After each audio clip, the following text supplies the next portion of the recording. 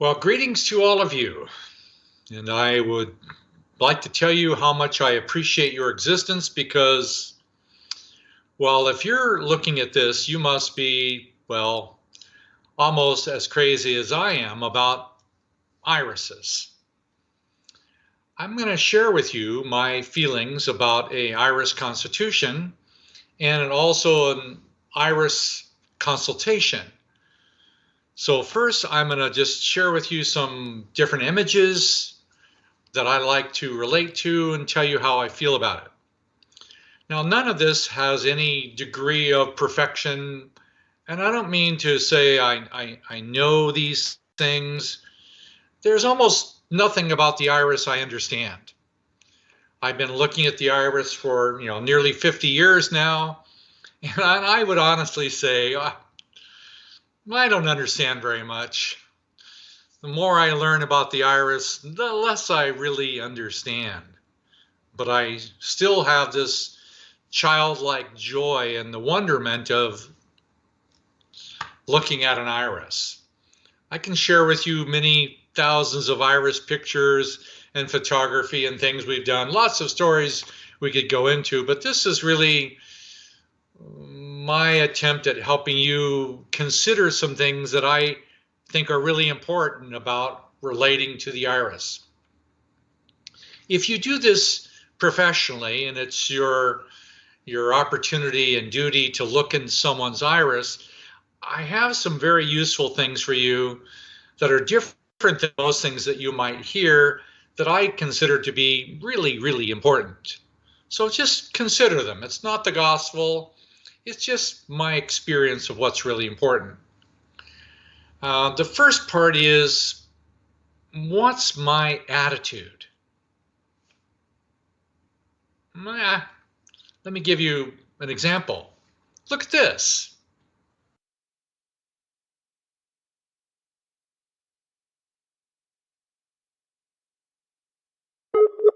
Is this amazing or what? I like to keep this attitude with me every time I go into a consultation. This is not just an eyeball in someone's head. This is a sacred cathedral. I consider the iris to be the cathedral of the soul. So I like to have an attitude. I'm looking at something absolutely precious, unique. And I want to have a degree of respect and appreciation, gratitude, reverence, compassion. So to go into an iris, I like to go there with my hands as clean as possible, my heart as open as it could be, and that there will be no other one just like this. This is a one of a kind. No two irises are the same. So when I go into an iris, I go, this is an opportunity for me to have an experience of one unique soul in the entire universe. A one of a kind. So this is an opportunity for this teacher of this constitutional pattern to share their experiences with me. So I want to keep my attitude being reverent, as open, as appreciative as possible. I never do it as well as I would like to do it, but I keep practicing. What does it feel like to feel this one unique soul? Some other things I would suggest. Let them see this. Let each person see their own iris. Please don't keep it hidden on your computer screen or some other device and say, this is what I see. They need to see this as large as possible. So if you have a very large monitor behind you, you have some way to show it to them. Yes, I've even shown this on a movie theater where they're like 30 feet high and brought people on the stage where you can stand in front of your iris. If you could do that every time, I would suggest you do it. I know you can't. I can't do it every time, particularly when we're doing this online. But I would urge you to do some consultations one-on-one. One-on-one is the real way for me to do an iris consultation. I do thousands of them online, but the real ones that are the most impactful, we sit down together with no table or desk in between us, and we sit knee to knee, and I get my iris light out and look in their eye and make that connection. Because the most significant part of what you bring to this situation in a consultation is you. You bring your presence. Yeah, your knowledge is useful. Don't get me wrong. Your understanding of nutrition, naturopathy, your understanding of the mind, the body, your spiritual practice and soul, those are all important. But perhaps the most important part is just you. You being there. You being there with that person. Just being there. No, it does not require that you understand everything you see. I cannot be honest with you about saying this. I don't know all this. At some level, maybe we do, but it's hard. Do I understand all of these individual marks and colors and shapes? No, I can't do that. But you can be present with a reverent feeling with that person and begin to establish something that is so rare and precious. The opportunity for a person to come in to see you, in no matter what the environment is, but to see you and have you look inside their eye. Magical things begin to happen just because two people get that close together. Now, many times I've practiced in public or in private, just looking at somebody from a distance and trying to figure out, what do I see? And I'm right a lot of the times, maybe 75 to 85% of the time, if I start guessing about the constitutional pattern that they have, based on their body type, how they walk, how they talk, how they look, the shape of their face, I can guess and I can be right 75 to 85% of the time. But to get in there really, really close, eye to eye, I would suggest that you do that no matter, even if you are taking pictures, and you take a picture and you put it on the screen, I would suggest you take an iris light and you come back and look at both of those eyes on a regular basis. Meaning I like to look at them at least 2, 3, sometimes 4 times in a consultation. I like to come over and reconnect. I know what's there, what I remember, but I really find it is very, very useful to come back in and get that close to another human being when you're just putting that eye right in there and looking. Very few people ever have anyone do that. Even an optometrist doesn't do that because they have their long things that keep them over there and they have this equipment that gets in the way. I'm really suggesting that the magic that happens because you're close and you have an attitude of reverence, appreciation, caring, affection, kindness, respect, humility in the process, empathy for that person. Something really happens. Now, in order to increase this, there are some things I suggest you do. Not easy to do, but do your best to ask them to be still. I usually say to a client, look, I'm going to make some measurements. I'm going to look at your iris. I'm going to make some comparisons to your family tree. I'm going to examine your hands, your body. I'm looking at your face. I'm putting all this together. I'm going to do my best to interpret what I see. I'm going to ask you some basic questions, like, for example, which child are you in your family?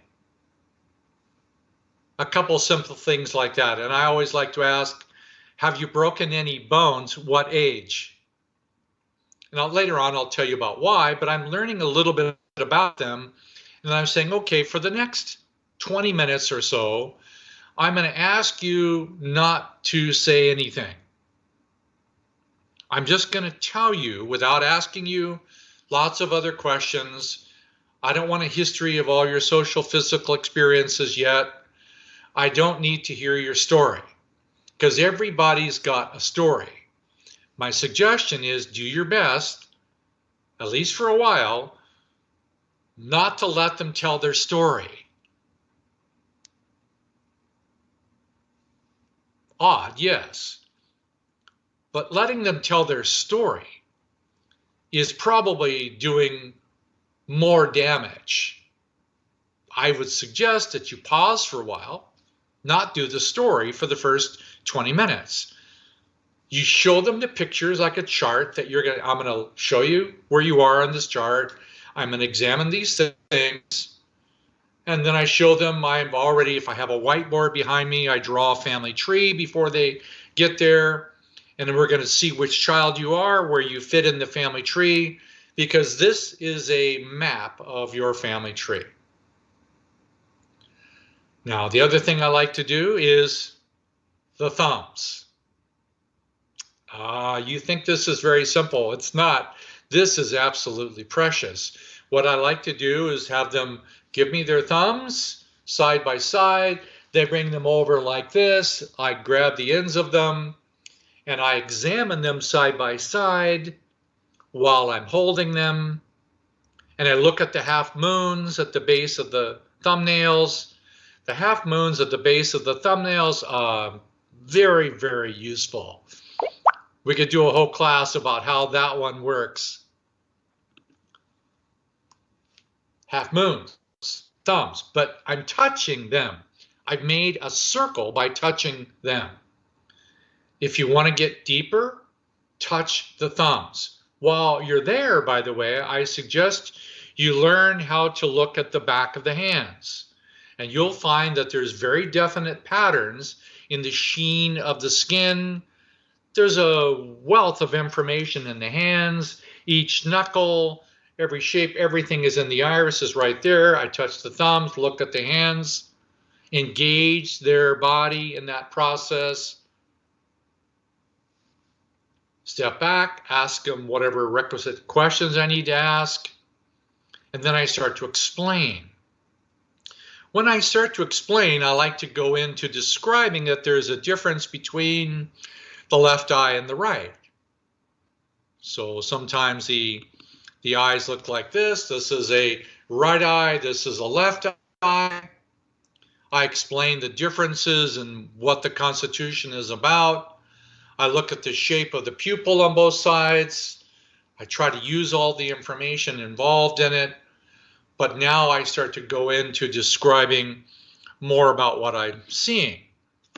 If I have it on the computer, like I do here, I like to prearrange a place to be able to sit in the middle of it, and I like to describe the Constitution.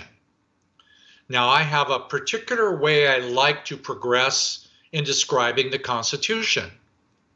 I like to determine which constitutional pattern is this.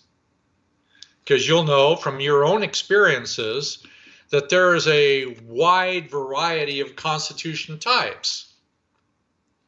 In the RAYID system, we use Joule, which is the brown dot functions, by whatever name you want to call it. Down below that is the opposite, the open webs, the lacuna patterns. This is Joule flower relationship attraction. Then when you have these two in the same eye, you end up with a combo, which is called a shaker. And then you look at this straight system here, where the individual patterns, and you end up with 4 constitutions: jewel, flower, shaker, stream. These 4 are in every iris. The iris is a vascular system. When you look at an iris, it is a dynamically fluid system. No, this is not an iris, this is something else, ball lightning, but this is the circulatory pattern of the iris is a vascular system. The arterial system comes in, the capillary system, the venous flow, it circulates. There is a debate whether it goes 4 times a minute or 8 times a minute. Whatever you want it to be is fine with me. But I look at the Constitution. I like to describe the positive attributes of the Constitution. I don't always follow the same format, but for every single person that sits down, my first determination is it flower or is it jewel? Now, why that? All constitutions have this first juncture of polarity. All irises have jewel, flower, underlying energy. And you might think of it like a yin and yang principle, something like this type of feeling, where you have a flower that is more emotionally driven, oftentimes in passion, fire, or heat, and a jewel is oftentimes more intellectual or cooler in some form or another. This is a circulation of yin and yang, and this is jewel and flower. This is the first determination, and sometimes that's all I do for the entire consultation.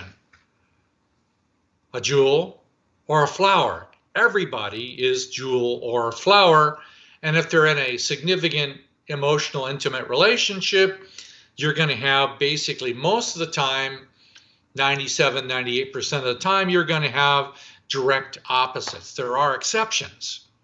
There's always going to be many exceptions. But how do you define first the positive attributes of this Constitution?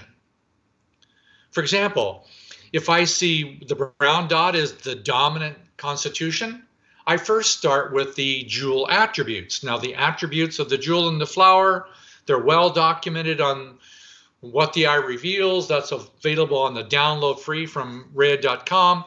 You can see the attributes, learn the attributes of what it means to be a jewel. And if you're not a jewel, learn how to be one. If you're not a flower, learn how to be one. Eventually, that's going to be the processes of what you need to go through. How do you find the positive attributes? A jewel likes to watch, be aware, understand, think, discover. So oftentimes say to them, obviously you have a beautifully analytical mind. You're watchful, you're aware, you like to think, you like to discover, you like to understand, and oftentimes you like to explain, and sometimes you explain too much. So I usually start out with the positive side and remind them of the limitations. You're a flower, you're a feeling-oriented emotional type. You have a natural tendency to be able to make imaginative, creative images in your own mind, and you make these images sometimes like a bubble machine, and sometimes your bubble machine just makes too many bubbles. You're emotional. Now you have different constitutional types. You have the driver type, which is desire to be constantly in motion. And sometimes that driver does too much, gets exhausted, burns out, crashes. The stream wants safety, security, stability, groundedness. Groundedness is attracted to movement. In physics, these are 4 different energies. electromagnetic, force, gravity. These are the four forces in nature that all of us need to learn how to use. The focuses of the mind, the uses of the imagination, the capacity to change and to move, the capacity to touch or embody. These are four different constitutions. Now, I like to be able to appreciate these in a much more personal way, because now I add to it the body type. So I do the body type. I use a map that looks like this. I know it seems like a lot, but these are 6 men and these are 6 women. The blue are from the mother's family, the red are from the father's family, and it turns out looking like this. There are body types in boy number 1, 3, and 5. There are body types in boy number 2, 4, and 6. And the same thing is true of the women. I like to compare the body type of the person that comes in and compare that to how it's going to be influenced by the iris constitution. So I like to use the body type. I could do a whole class on the body type sometime, but it's also related to the family tree. So if we come here and look at this, it sometimes looks like this. The body types, constitution, related to the ancestral map. So each one of the brothers and sisters in the family tree, I like to use the birth order and the family tree all together in a composite. This just happens to be the entire family tree in different directions, colors, and different vectors or feelings. So it might look something, for some people, it might look something like this. Same thing. The goal is to combine all four of the different constitutions, because these 4 different constitutions are primarily from different sides of the family tree, and you get different composites from different ones. The 2 blue lines, mother's family, 2 red lines, father's family. These are the vital forces that are coming in the bottom of the body. Not commonly thought of, but here is an example of vectors of different positions. And this one here will also show you the bottom. On both sides, you see these red and blue lines. These are some of the most significant places in the vital forces of the body. This is how energy moves in the body along these 2 lines. Later on, we can describe them in different physical components of the body, but they are the ascending and descending forces, the vital forces in the body circulating. Shoo. I apologize for getting out there too far, but first, before we get anywhere, take a look at some of the patterns in nature that are very similar.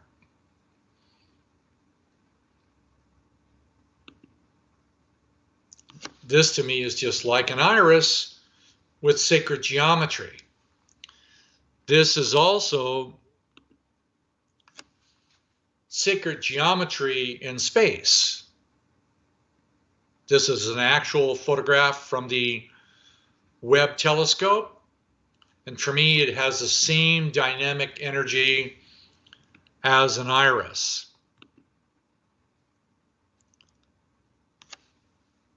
This is how I work with the eye. At some time, it's more than I can deal with, and I just have to sit with it. My suggestion is give yourself an opportunity to take these 4 and feel them and learn how to keep feeling them. Later on, you'll find that there is a winter and summer feeling for each of these. There's a different season of the year for each one of these four. There is a pattern we use called cycles and seasons. We take the iris constitutions and we line them up in a line. All of these, for me, are iris constitutions. We go through them, 3 of them in the autumn, 3 of them in the winter, 3 of them in the spring, 3 of them in the summer, and the cycle begins again. Phew.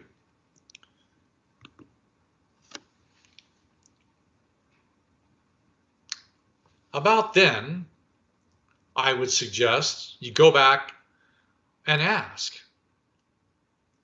Now you let them tell their story. What is it they're really desiring? What is it they're trying to change? Is it a physical symptom?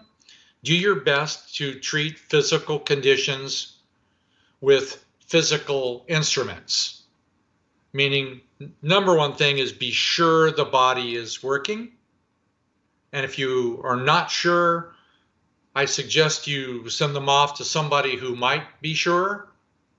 If you're not sure if they need medical attention that's beyond your capacity, please have somebody to refer them to. If they need physical emergency or long-term support from a medical system, find someone to do that. The physical needs of the body need to be met on an ongoing, regular, daily basis. So how do we train our people to be able to use natural medicines wherever they're available? And maybe at times, if it's a necessity, how to use different vitamins and other forms of vibrational instruments to help this physical body and mind vessel work well. This is not an easy thing to do. It's not an easy thing to learn. It's an ongoing practice. Now, I'm suggesting that there will be some instruments that you can use for each one of these. I'm constantly looking for what works for each one of these 4 patterns and how to be able to integrate that into someone's personal life. But it all comes back to something like this. Come back to the beginning. Whenever I get to a place in a consultation, I come back to the beginning. Your constitutional pattern is primarily emotional. You're modifying that by being most likely what we call a shaker flower. A shaker flower is somebody who is presently emotional, uses that emotion to stay busy. This is a shaker flower pattern. You have a tendency to do these things physically. You have symptoms based on this pattern. Your thumbs are based on this pattern. How do you learn to do the opposite of this constitution? How would you see a different constitution of iris if they're married to someone like this? This is basically, in this iris, it's more jewel, a little bit more stream jewel. If they're married to a stream jewel, can you explain the stream jewel, how their relationship dynamics is different, how the polarity works? This is how I do an iris consultation. This is a brief overview, and I urge you to keep this feeling of appreciation, gratitude, and reverence as you move into the iris, and do your best to remember at the end to remind them of the positive. And part of that positive experience is accepting the personal responsibility that this is your iris. This is your fingerprint. Nowhere else will you see such a beautiful fingerprint as this that's in this person. The only person who can change this person is this person's own personal choice or desire to want to change. Personal responsibility. Later on, we can talk about how to use the 3 rings of the iris to produce an extraordinary opportunity to feel the fluidity. Sometimes we call that the protocol, how to be able to get this to move. So this is just a beginning. I like to remind them that it sometimes looks like this. By the way, this is the same pattern as ascending and descending, hot and cold, father and mother. This is their responsibility to learn how to do this. And it sometimes looks like this. Yes, this to me is the iris constitution in its higher form. It has day and night processes about how it's responding. This to me is an iris constitution. How can I help them to access all these vital parts of themselves? How to be able to experience the yin and yang components? How to engage that not only biophysically, but emotionally, mentally, and spiritually. If you're doing this as a practitioner, I suggest that you bring this with you. An inner feeling where there is some respectful quality of the lake that has no ripple, peace, and the aspirations for the future. Thank you for coming along. I hope this has been useful. I know it's been quite short. There's a lot of other things we could talk about. I hope to see you again one day. Be well.